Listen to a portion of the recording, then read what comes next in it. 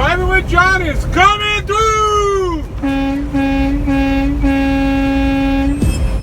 Hey everybody, welcome to Driving with John, Night Edition. So I tried to make this video last night, but the audio was really bad. So I'm going to try it again tonight.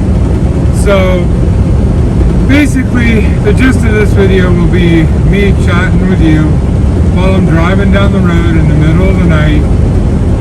Some of it's going to be telling you things I'm looking at and I see, and some of it's just going to be random thoughts that pop into my head. Kind of like live that's not live, because I can't see your comments or questions until after I post the video, and then you can comment and question all you want, and then I can reply. So, alright, let's get into this video. Alright, so I'm driving on, right now it's not a main highway, but it looks like one. I'm up in Michigan. I'm going to be getting on the main highway here in a couple of minutes, a little while here, about half an hour. So I'm on North 23 right now. So, I mean, obviously when you watch this video, I won't be anywhere near any of this, but, you know, just letting you know where I am right now. So, as I'm driving up the road right now, I'm just kind of, at nighttime, it's totally different than driving during the day. At day, it tends to be a little bit more relaxed. You can have a better field of vision. You can see things not only on the road and around the road, but off the road. So it's a little different at night. At night, you have to kind of focus on what you can see. Keep your eyes on the darkness too. For a few different things. I'm constantly still, just like I would be in the daytime, checking my mirrors, looking at my gauges, just doing the normal driving things. But I'm more looking for certain things at night than I do during the daytime. For instance, at night, you see a lot more of those four-legged critters that like to frolic in the road. So I keep my eyes open for along the sides of the road for eyes, things like that. I'm going to point out that the truck speed limit on this road is 65, car speed limit is 70. That guy that just went by, pretty sure he's going faster than 50. I'm not going to fault him for that, because honestly, if I was in my personal vehicle, I probably would be too. So. But I got my cruise set at 65 right now, just going down the highway. But as I'm going down the highway, I'm looking for a few different things. Like right now, I see some lights merging on to my right. I'm going to watch him to see if he's going to try to beat me, or he's going to tuck in behind me. And he tucked in behind me, so you'll probably see him popping over to my left. Yep, there he is. And then he's going to go ahead and pass me, because that's what they do. He did it the right way. That's what you should do. You see a rig, rather than punch it and try to beat him to the end of the exit, skip behind him, go over in the other lane, and pass him. There he goes. Much safer, much better way to do things. Alright, I'm looking up ahead, I see a rig with turn signal on. I don't know exactly why turn signal's on. I think there's another rig on the side of the road up here, so I'm going to go ahead and get in the left lane. So this is kind of like riding with John more than driving with John, but basically I'm just explaining to you the different things I'm doing. Oh, okay, I see now. He's passing another rig that's going much slower, I think. So now that I know there's no issues on the side of the road, I'm going to go ahead and get right back over to the right-hand lane. Looks like that lane's a little bit rougher than the left-hand lane. We'll see how long I stay over here. As you can see, there are cones on the side of the road. Whew, that's pretty rough, isn't it? There are cones on the side of the road, but they're way off the side, and there's no signs saying anything about construction or lowering the speed limit. So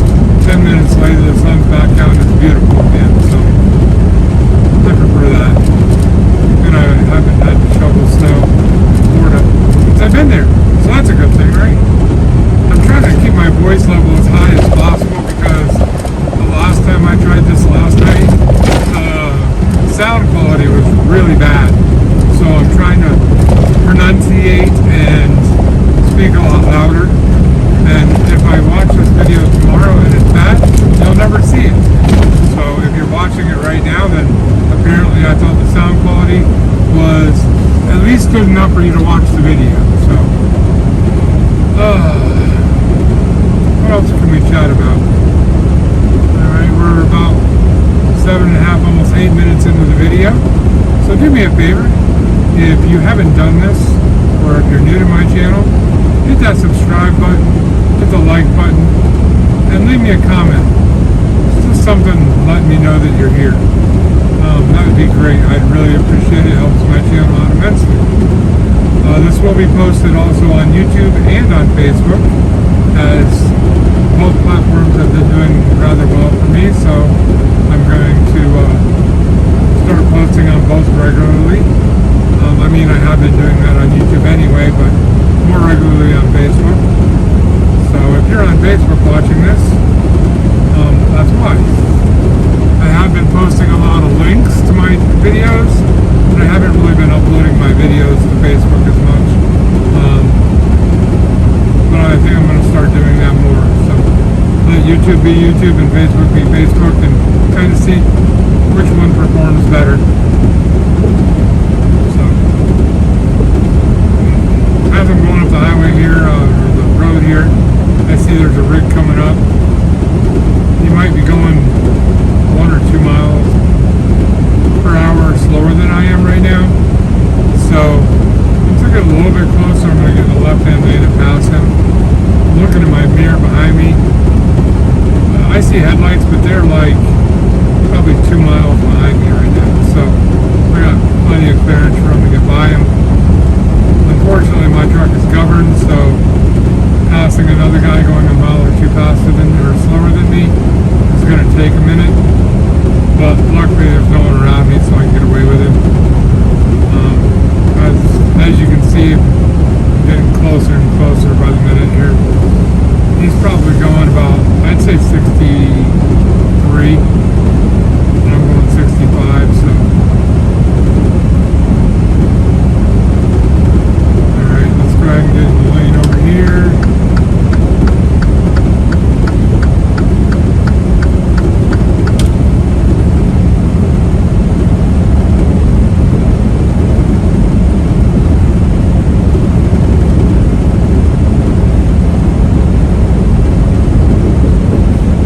Driving up the highway. By the way, if there's any really long empty spots, I'll edit them out. So if you don't hear any empty spots, that's why. It's not that I actually talked for the whole, however long this video is. It's that if something's going on or I got to think about something else for a minute, I'll just be quiet, finish my thoughts, and then come back to the video. So if it seems like all of a sudden I change the subject, that's probably what just happened. Maybe, maybe not. But as I'm passing this guy, I'm going to keep an eye on the traffic behind me. They're still a couple miles back. Hey, it's a UPS truck. I have a buddy of mine, we grew up together, drives for UPS. We talk quite regularly. He's a good guy. He's a very good guy. And good people, for sure. Alright. I guess passing him wasn't as long and strenuous as I thought it was going to be. He must have slowed down a tad bit. He is next to me right now, and it will take a minute or two to get totally past him. Now, when you're in a rig and you're passing somebody, like in a car, cars tend to cut over like right in front of you because space is not relative to them. Their car is small. They can get in and out of areas quickly, so therefore they think that's just how you drive. But in a rig, when you pass, you want basically a whole nother rig length past the person before you get back over. Once you get about a rig length, then you come back over. The only problem with that is cars don't realize that's what you're doing. They get frustrated and they'll whip in between you two and fly up along the right side of you. So it's good to know your surroundings before that happens. Know that there's a car behind you. If you don't see him, you know you can't go over, he's probably over there. If he's in your blind spot, give it a minute, look around, just double and triple check before you change lanes. But it's always better to leave that extra space rather than cut right in front of somebody.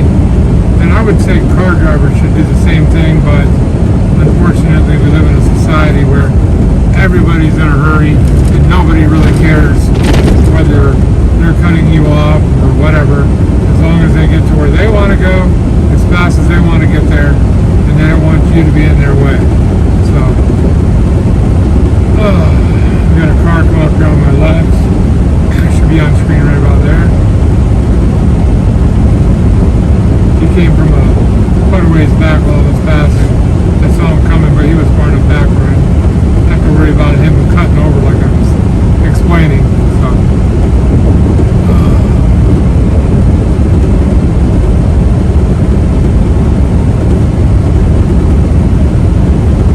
So I'm thinking about making a vlog video where, you know, a lot of truckers do the vlog video. I think I'll do mine a little differently though. But I want to do mine as a 10-day, like a 10-day challenge type of thing. If you think it's a good idea, put a comment in the comment section. Basically, I'll just make a short clip before I get started. Do a couple recordings throughout the trip, you know, and if I have a delivery or a pickup, kind of do a recording letting you know what's going on with that, and then end the day just before I go to bed. Just do like a 10-day vlog just to see what it's like. I mean, I don't really vlog, it's never been my thing, but I want to try it because I see a lot of other trucking channels do it, and it seems to be that people enjoy that type of thing. So I'm not making videos for me, I'm making videos for you, and so that's what I'm thinking about doing. And honestly, my side of making videos is the part I enjoy the most, is more of the back end of it, the editing, the comments, the community, you know, everything that's on the back end. The videos for me are more like a work, more like a labor, but I really enjoy the back end of it all. So, you know, it's like anything that you do. If you enjoy working with wood, but, you know, you don't like lifting heavy things, you know, it's kind of a necessary evil. So I know that's a weird example, but that's what popped into my head. So but anytime you enjoy something, there's always a small part of that thing that you like to do that is not your favorite thing to do, but you know you got to do it to do the part you like. So I do like part of the videos, like coming up with the concepts of a video and what I'm going to talk about, and I like the editing of it, the back end of it, like I said. I like to try new techniques when I'm editing. You'll see on my videos, if this is the first video you've ever watched of mine, this is the first time I've ever made a video like this.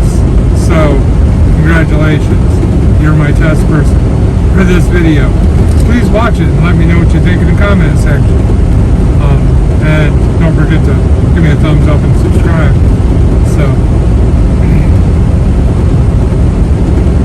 but when I'm driving at night, it's a little bit more of a it's kind of a weird paradox, because at night, no matter how much sleep you get, you're always going to feel a little bit tired. Your body's not made to be up all night, at least mine's not. So, you know, especially from like 4 to like 5:30, or I'd say 3:30 to 5:30, it's like the hardest hours to drive. Yet there's nobody on the road, but I tend to be a little bit more tired, a little bit more, like, I don't know, cautious. So when I drive at night, I tend to be, probably, I'll be honest, a little bit more alert. But during the day, I'm also very alert. I'm a very defensive driver. I believe in getting a lot of space and staying away from crowds of other vehicles. So that's what I do. But at night, it's a lot easier. There's no one on the road. So that part of it's pretty easy to do, like maintaining a good distance of people in front of me and making sure nobody's like right on my tail. Though I can't control the people being on my tail, I still try to do my best to not be in a situation where that happens. Now there's a pickup truck that's passing me on my left here. I'm curious if he's going to get in front of me. If he does it right, he's going to have a probably a 2 to 3 car length before before he comes over, but he's not going to, I don't think. I think he's going to stay over there, like right about there is where he should be coming over. Oh, perfect. The only problem is, totally missed his turn signal. Like, didn't even tell anybody else on the road what he was doing. But he did give me space, so I got to give him credit for that. That is the right way when you pass somebody to get back into the lane, except for the turn signal. Don't forget your turn signal. But now right now, one of my kids, if they ever watch this video, they're almost like probably screaming at their phone because they bust me in my car more often than I'd like to admit, you know, forgetting to use a turn signal in some situations. But in a semi, I don't forget. I always try to maintain that turn signal when I need it. Not have it for too long. Or not have it too long. Have it on long enough where it gives people plenty of notice of what's going on. Now, we just went under a bridge. I don't know if you can see it or not, but there was a sign a few feet before the bridge that said 14.9. For those of you that aren't truck drivers, the height of a rig is 13.5-ish. So we always shoot for 13.6 on a bridge. If it's 13.6, you're good. Anything under that, not good. The only exception to that rule is when you're over in upstate, or not upstate New York, but we're over by the city of New York. There's a portion of the road where they don't measure from the road to the bridge. They measure from the middle of your axle to the bridge. So it would be like another foot shorter. So instead of 13.6, it would be 12.6 or 12.5, somewhere in there. So it's kind of annoying that they do that. It's the only place I've ever been that messes up the heights on their bridges. So a little back for you there. I'm trying to think of other little like driving tips or facts that people might not know.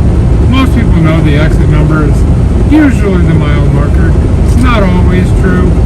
Plenty of roads haven't updated to that new system, but most of the time it's true. I mean, right now I'm at mile marker 24, and the next exit is 25, so it makes sense.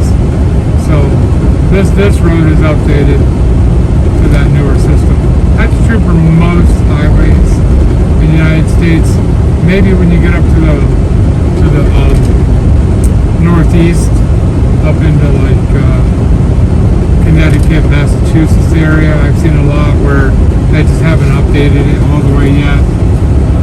Or they have updated it, but my GPS isn't updated to their update. So my GPS is telling me old exit numbers, but there's actually a new exit number now. Yeah, these are normal things that we deal with. So yeah, sign off to your right, it's a truck stop called Love's. The reason why I point it out to you is, you know, at night, light is your friend and your enemy when you're driving. And bright signs like that will actually cause your eyes to not focus as well in the darkness. So what I do is, when I see like that Love's was coming up, I kind of look more away from the light instead of towards the light for a minute so that the light's not right in my eyes, so that I can not have my eyes get affected by the light quite as bad. Also, when I'm driving, my dash lights are turned down low. My GPS light is dimmed down. My phone, though I don't touch my phone, I can still see it, but it's dimmed all the way down. Not for me to look at my phone while I'm driving, but more for necessity purposes. Just, you know, so that I can, if somebody's calling, just glance over to see who's calling before I answer, or hands-free answering. So, that kind of stuff. Technically, legally, I'm allowed to reach over to answer the phone one touch to my phone, but I don't. I have a headset and I can answer without using my hands at all. So that's what I do. I try to use my headset whenever I'm driving for everything. So sometimes you'll hear a lot of trucking channels, especially in the comments, people will say, hey, I'm driving, just listening in the background. A lot of truckers do that. They'll listen in the background while they're driving, and I do that too. I do it without ever touching my phone. You know, I have a YouTube set up in a way that it will play all the channels I've subscribed to in progression of the most recent updated, or most recent uploaded to the oldest, so I can catch up while I'm driving on things that I miss on other people's channels.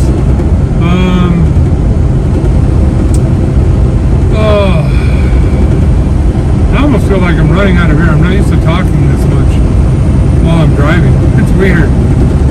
So I'm coming up on a construction zone. So I'm going to keep my eye open while I'm coming up on this construction zone for a few things, especially at night. A lot of construction zones are more active at night now, different than the old days. So I'm looking for anybody that could be around so I can make sure I steer clear of them. I'm paying attention to all the vehicles that are around me because, like, for instance, that lane to my left that has the cones, I think if this is an active construction zone, those would be moved over and they would be telling me the lane was ending. So I'd be aware of anybody that's around me to know if someone was going to try to cut around me. I mean, kind of like that arrow right over there to the left. See it over there. I don't know if it's a mirror image, it might be to your right. Same thing. Like this guy right here. I saw him coming a long time ago, but if we were going into an area where that lane was going to be closing, I would have watched him a lot closer because people do not like to be stuck behind a rig, and I understand that. I get it. You know, you don't want to be behind a big rig. You can't see around them. You don't know what's going on. I kind of get it, you know, but that doesn't mean be stupid. It doesn't mean to rush up there to get in front of them at the last second before the lane ends. That's not a good situation. So, every rig driver will tell you it happens all the time. That and people cutting in front of you too close. Very, very common. Multiple times a day. At night I don't have the issue as much because there just purely isn't enough people on the road. But it is a thing. Very, very real thing. So, the one thing about this construction zone, and I have been looking, but I have yet to see a construction zone speed limit. So I'm guessing they're not considering this an active construction zone, which is weird because they actually have, major construction going on the road. You can see the patching and stuff, and you can feel the bumps of where they patch things. But I don't see any construction zone speed limit. Oh, here's one up here, I think, coming up. Yep, and it has the speed limit right on it too. That guy's going 70 in a construction. Okay, there you go, 60. I was not the one going 67, that's that car right there. I was actually doing about 58, 59. Because I automatically slow down a little bit, but at least 5 miles per hour in a construction zone. Maybe a little more depending on how severe it is. Only because I would rather be a little bit slower and have people get around me in this kind of a situation than be flying through it and have something bad happen where I couldn't adjust to it quick enough because I was going so fast in a construction zone. So the more you slow down, the more you can have a longer reaction time to react to what you're seeing. So the faster you go, the quicker you're going to need to react.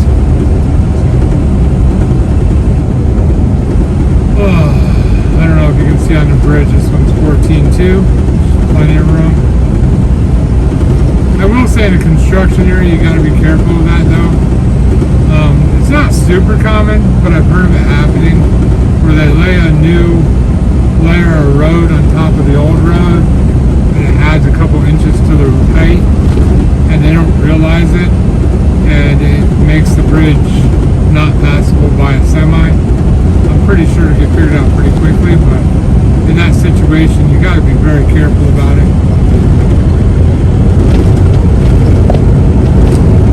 See, this guy just decides he wants to go full bore in a construction zone. I'm doing 58 right now. Construction zone feed them at 60. He's doing 65 according to that little speed sign right there.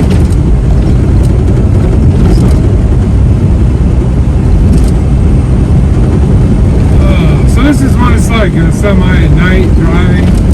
You know, you get a little insight of my brain because I'm kind of all over the place when I'm thinking, when I'm driving. You know, it's almost a reflex action when I drive now.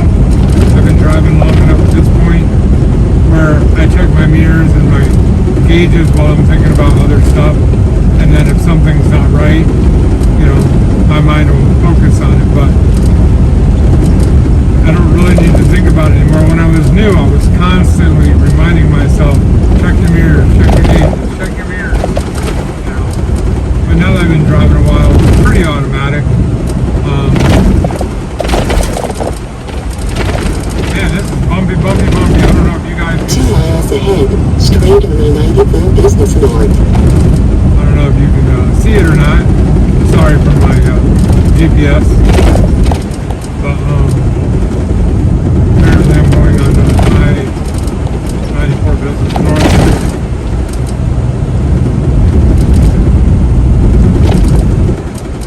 Straight ahead.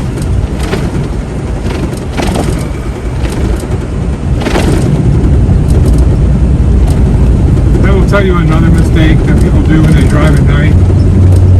It's actually kind of common, and it happens in the summer and in the winter.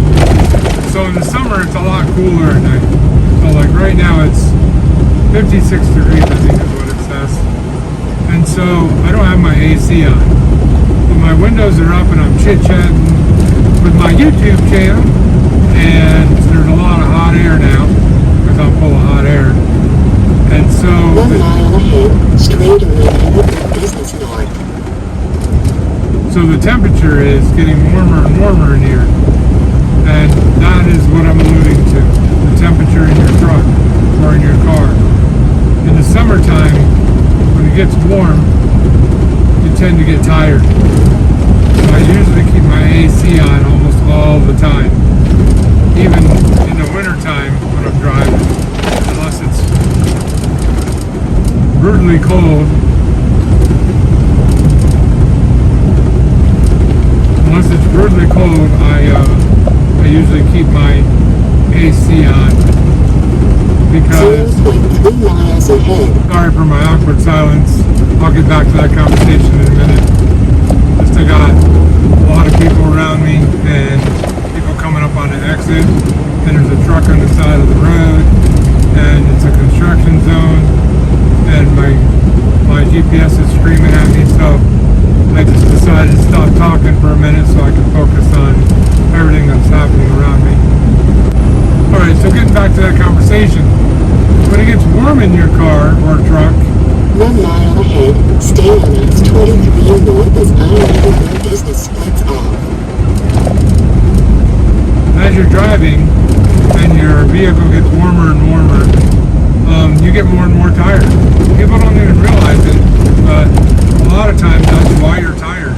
It's because the temperature is getting warmer and warmer as you're driving. So I'm probably going to start this whole conversation over, but basically... Stay on S23 north as I-94 Business splits off. As it gets warmer and warmer now, warmer and warmer in your vehicle. 21.9 miles ahead.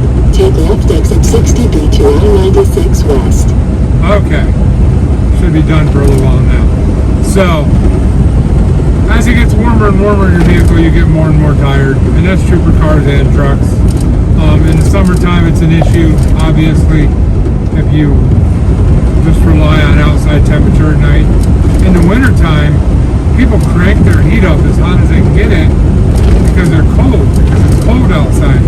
But you have to be careful not to let it get overly warm in your vehicle because it will make you tired. Which is a weird thing for me personally because I actually like it when it's cold when I sleep. I prefer cold when I sleep. So I would think that cold makes me tired, but it really doesn't. So it's kind of a weird paradox there, but it is a thing for me. So that's another thing you have to worry about when you're driving. The temperature can affect your alertness, how tired or whatever you are. So some tricks that I have that when you feel fatigued but not like fall asleep tired, a couple of tricks I know that really help me out personally. I mean, there's obvious ones. You can listen to some upbeat songs, get going, that kind of thing. I drink Mountain Dew, so I drink Mountain Dew all the time. If you have any snack food, for some reason, just grabbing like a Ritz cracker or a chip or whatever you have and just munching on that for a minute will literally like make you more alert automatically right off the bat. Not sure why that's true, but it is. Happens all the time to me. So that's another little good way to stay awake. If it's wintertime, crack your window. Let some fresh, cool air hit you. It will definitely wake you up. If it's summertime, I would say, turn your AC on. Get a little cooler in your vehicle. It'll help keep you more aware. Another good way to readjust your focus to overcome a little bit of fatigue. Because, truck drivers, we drive 10, 11 hours a day. So there's going to be fatigue, whether you like it or not, no matter how long you've been doing it. At least from my experience, there might be a 20-year guy out there that never feels fatigued because his body's just that used to it. But I'm not. So even after 5 years of driving, I still get fatigued while I'm driving. So another good way is to move the positioning of your feet. If you're using cruise control, you can put your feet, in different positions. Scooting back in your seat and pulling your shoulders back and having a better posture will actually make you more alert. Little things like that. You learn it over time, but hopefully that can help somebody out there that's feeling a little bit fatigued. If you have good posture already, then do the opposite. Kind of lean forward a little bit, and that will do the exact same effect. So, which way is this thing want to be going? It doesn't tell me on my GPS, so let's see what it's telling me to do. So that's a good example of where GPSs don't always tell you everything you need to know. And I did do a little investigation before I started this route to look at the roads a little bit to figure out what I was going to do.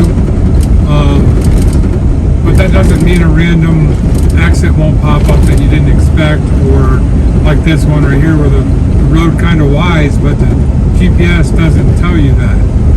So these are the kind of things that you can pre-plan ahead of time and see. And also when you're driving, if you can glance down at your GPS, you can see ahead probably a good half a mile, at least my GPS I can.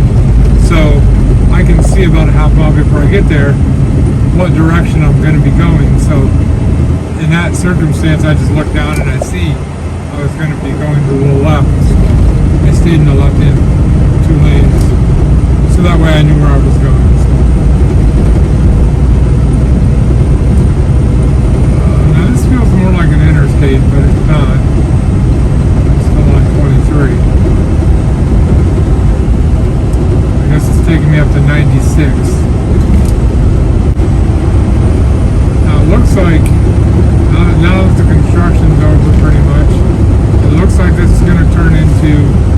6-lane highway. Oh, I spoke a little bit too soon.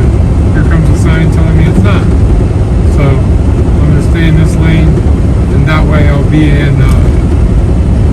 on the road I need to stay on and not accidentally take an exit I shouldn't be taking. Speaking of that, I'm not one to be afraid to throw myself under the bus or admit when I make a mistake. So I got to tell you a story that happened to me the other day. Probably one of the scariest situations I've ever been in a truck, other than when the guy fell asleep and tried to head-on collision with a truck. Other than that situation, this one was probably the second most scariest situation. So I'm going down a back road in Tennessee, and it tells me I'm going to be turning left in 0.3 of a mile. So I'm looking ahead. It's at nighttime. See, now this one didn't tell me I'm staying right. So I'm going to slow down a little bit because I don't know what kind of turn this is. There's no warning there for that. And my GPS, as usual, left off another turn. Normally I don't like to change lanes in the middle of a turn, but at nighttime when you can see headlights and you know it's clear, I will do it. But during the day, in the middle of a turn, I usually will not change a lane. It's just not a very safe thing to do.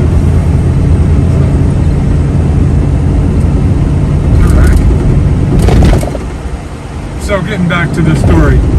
So I'm going down I won't say it's a back road, but it's not a main highway in Tennessee. And I see I have a road I'm turning left on coming up.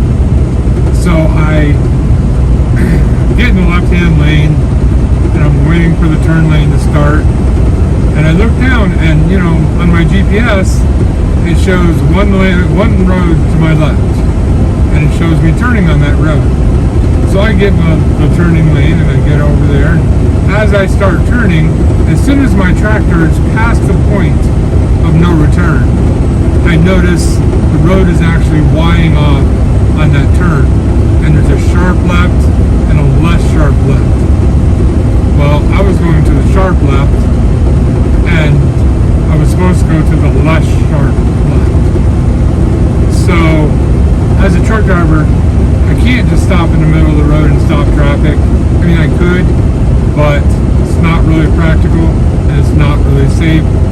So over my years, I've kind of taught myself that you proceed and then turn around and come back, or proceed and recalculate to a better road. And so that's what I've always done. So in the situation I was going into, I didn't realize it, but I was about ready to put myself into a situation where both of those scenarios are probably not going to happen right away. But I didn't know that. So I turned, and as soon as I get on the road, I know I'm not on the right road. I'm like, well, I'll see if I can find somewhere to turn around, and I'll just head back and, go down the road I'm supposed to go down. So I start driving down this road, and it's a normal 2-lane road, nothing crazy about it. Lanes seem wide enough, so it's not the end of the world. Might not have been a truck road, but it's not the end of the world. So I'm following the road, and there's side roads, but none of them just by sight you can tell. None of them are truck friendly, and there's no parking lots to turn around in. So I keep driving. And I'm driving down this road, and the lanes are slowly getting thinner and thinner and thinner, to the point where my steer tires are touching the white light and the yellow light. And I know I'm in trouble, because if there's a turn to the left, my trailer is going to be in the other lane. If there's a turn to the right, my trailer is going to be in a ditch unless I go into the other lane. So I'm driving, and I'm aware of the situation. I realize I've got myself into a really tight area, and I'm just nighttime, so I can see headlights coming. So when I go to take turns, I'm actually going up into the other lane a little bit, depending on, you know, I'm depending that I can see their headlights, so no one's coming around the turn.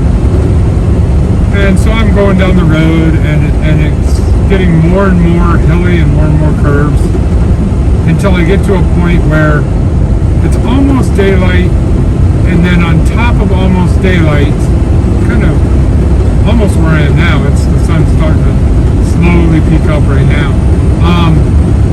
But it's getting to the point where the headlights aren't as effective. I can't see them as well, and I'm looking on the map ahead of me, and there's two switchbacks. If you don't know what a switchback is, it's where a road takes a hard right and then a quick hard left. Now, when you're driving a semi, switchbacks are, especially on a very thin road, are very, very difficult. And on a very thin road, you have to take up the entire road in order to make it around it safely. And some switchbacks aren't even passable by semis, so I had no idea what I was driving into. Other than I knew I was probably going to get in some trouble.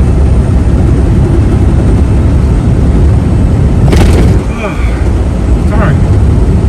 I interrupt this programming for a yawn. I told you, about time the sun comes up. So, as I hit the switchback, I'm looking at it and I'm realizing, you know, if I put my steer, as it's turning hard to the right, I'm going to put my steer all the way over on the white line on the opposite lane, and my tires should stay pretty much on the white line in my lane, and I can make it around that way, and then vice versa around the opposite side. So the first switchback, that's what I did.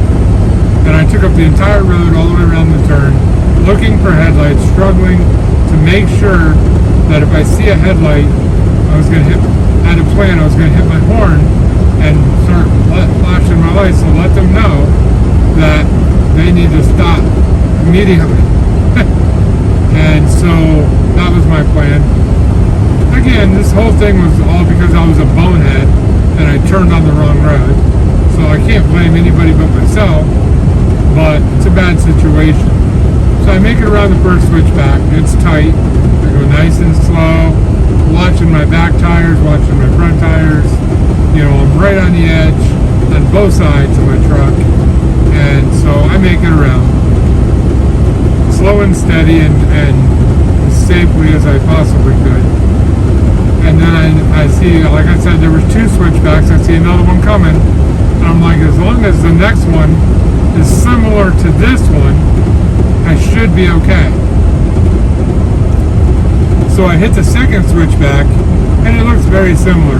Maybe, I'd say the only difference is, I think, is it switched back the opposite direction. So instead of the first turn being right, it was a left. So, but it's the blind side that I worry about the most. So, but not so much the driver's side where I can see the whole length of my truck. But when you're turning the blind side, you cannot see the whole length of your truck. Your trailer kind of tucks back out of the way on both. On your left-hand side, it's turned so you can't see it. On your right-hand side, if it's a sharp enough turn, you really got to lean, and it's still then sometimes you can't see your back tires. So you got to use your fender mirror to follow it. So that's what I did. And I made it around the second switchback. It was about 30 miles of bad roads like that until I got to a road that was a little bit more friendly, not 100% more friendly. And then probably another 10 or 15 miles before I hit a truck route.